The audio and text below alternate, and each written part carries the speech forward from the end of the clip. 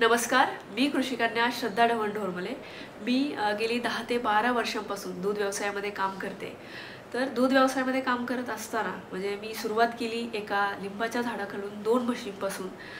तर मी हळूहळू वाढवत त्याच आता जवळपास 80 म्हशींपर्यंत जाऊन पोहोचले। म्हशींसाठी डबल मजली गोठासुद्धा आहे।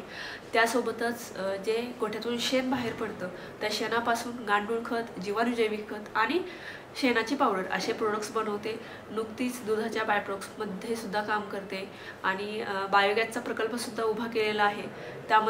त्यामधून जी स्लरी बाहेर पडते तर ती स्लरी आम्ही विकतो आणि जो बायोगॅस आहे त्या बायोगॅसपासून आम्ही आमच्या गोठ्यावरती वीज निर्मिती करतो आणि गोठ्याला लागणारी सगळी वीज आम्ही तिथूनच मिळवतो। आणि ह्या सर्व कामाची दखल इवन सेंट्रल गव्हर्नमेंटने सुद्धा घेतलेली आहे। तर मला नुकताच राष्ट्रीय गोपाल रत्न अवॉर्ड हा जाहीर झालेला आहे आणि महत्त्वाचं म्हणजे हा अवॉर्ड म्हणजे मला एक शाबासकीची थापच मिळालेली आहे। धन्यवाद।